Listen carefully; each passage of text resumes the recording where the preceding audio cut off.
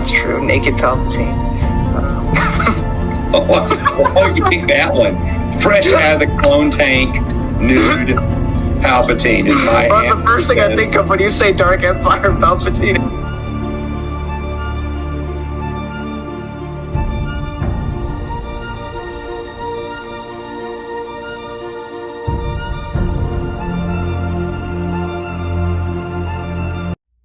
Hello everybody. Short and sweet. Welcome back to the Witcher universe now. However, the caveat is that these are comic books, which are definitely not related to the novels, directly anyway. They are more so promotions for the game. You know, just extended material to read if you liked the game. That being said, and that's a whole controversial thing too of the Witcher games. They're not controversial, but you know, the authors said that those aren't canon to my works. But at the same time, those writers wrote the game to be canonical with the books. The only thing you have to accept is the fact that Geralt's doing anything after the books. You know. That being said, this, of course, is not written by any of the Witcher writers or, you know, Andrei Tarkovsky, however you say his name. It is written by Paul Tobin, who's written a bunch of Marvel stuff. He's also written Adventure Time, and a Prometheus tie-in comic, I guess. So if you like alien stuff. So I'm not too familiar with him. That being said, there's nothing really strong about this comic. There's nothing really horrible about this comic. It is certainly, if you just want more Witcher and you want it in a visual format and you weren't happy with the TV show, well, this is just an adventure that could really happen anywhere. I mean, I'd assume this would happen either during The Last Wish or somewhere afterwards. I mean, The Witcher does say, Geralt does say he can't be loved, or he can't find love, but he has met Yennefer. But then again, they only had like one moment together. They didn't really like fall in love or anything. I assume that will come later in the books, but in The Last Wish, they weren't in love, so I suppose you could still read this after The Last Wish like I did. But it's just sort of a typical adventure. This is a dark world, The Witcher, so I, for someone as dumb as me, I figured it out pretty quickly what was, I mean, not the full extent of what was going on or the details, but I figured kind of the big twist midway through in terms of a certain character. But outside of that, I mean, it was fine. It was fun. There is some dialogue choices that it doesn't, when I read it, you know, there's Witcher lines where I just don't hear the voice actor from the games doing it. And I don't hear it, Andrei Tarkovsky's voice in it either. But like I said, if you just wanted another additional story, you wouldn't go wrong here. It's perfectly adequate to satisfy your need for more Witcher, but it's also not anything transcendent either, if that makes sense. So do I recommend it? If you're a huge fan of The Witcher and you want to read everything you possibly can, then yes. If you want to know if you even want to read Witcher, I suppose this may be a better entry point than a novel that's longer. But I don't think it really encapsulates what this series is. I mean, it does in some respects, the more superficial aspects, the monsters, the stuff, the darkness. But in terms of the heart and soul, I don't know. But I could say a skip. But I mean, I enjoyed it enough. So if you feel like it's something you might like, I say check it out. Or read it for free online by certain ways. But yeah, that's it for my non-spoiler. I should say, the Witcher meets a man who claims to be a huntsman in this forest area, and he pals along with him for a while.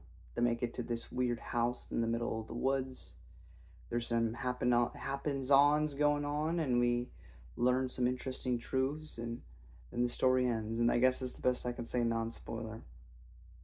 But I'm going to get into small spoilers if you don't want that.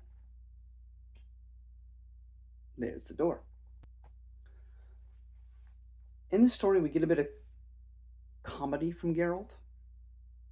Now, Geralt Again, I'm no Witcher expert. I haven't read everything yet. He's not some serious guy. He can certainly be funny, and he has a sense of humor. But the way in which the humor was used by him in this story, I don't know if I buy it. Now, there was a part of me at the beginning where I was like, well, this may be because he meets Jacob, this main character, or not main character, but really the main person we view through most of these comics. And I imagined he was just trying to relate to the guy.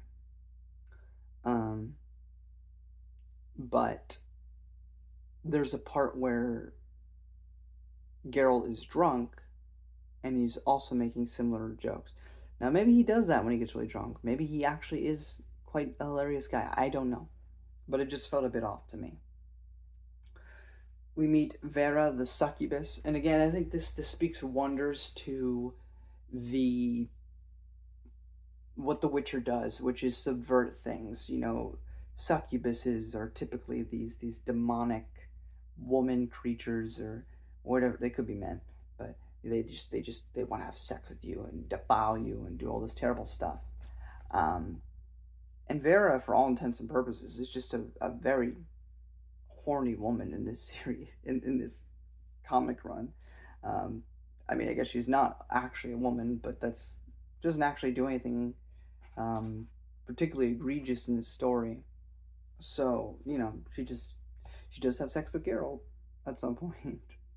I don't think that's a huge spoiler to mention, um, but she's just a person, which is something that The Witcher does a lot. And then the truth. So we think because a bunch of Geralt meets Jacob, and his medallion starts going off because it's sensing something's amiss. And so Geralt starts talking to this guy. He says he's like haunted or followed by his wife that became a Bruxa.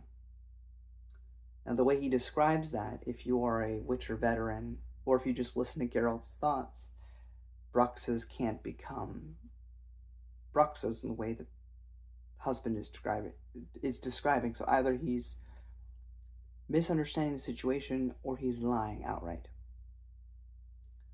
So we make it to this house of glass. It's got a bunch of like stone, not stone. It's got a bunch of glass art, like you see in churches and stuff.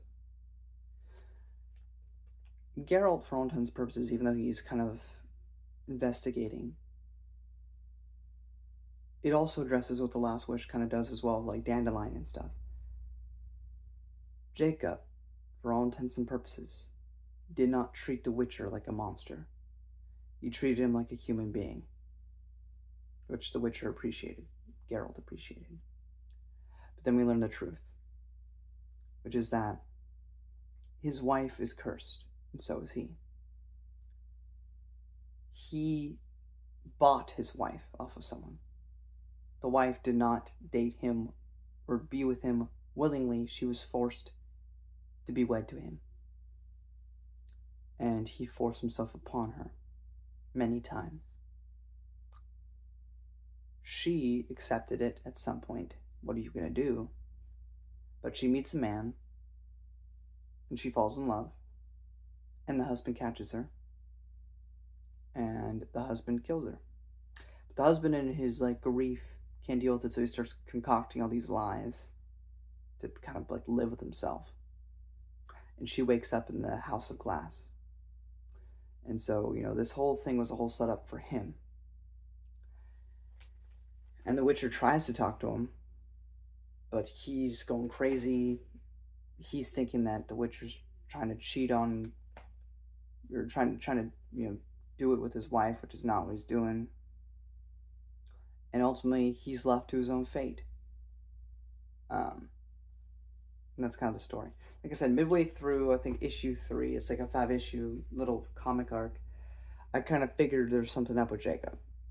I just figured that had to be the way the story went. So, even for me, it was a little predictable. But like I said, nothing about it is contradictory to anything in the stories that I've read so far. It just seems like another typical Witcher adventure.